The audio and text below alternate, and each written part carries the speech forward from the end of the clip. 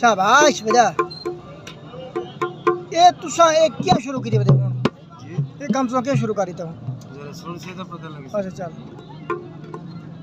ओ के पेंडे लमिया निरावा ओ इश्क दिया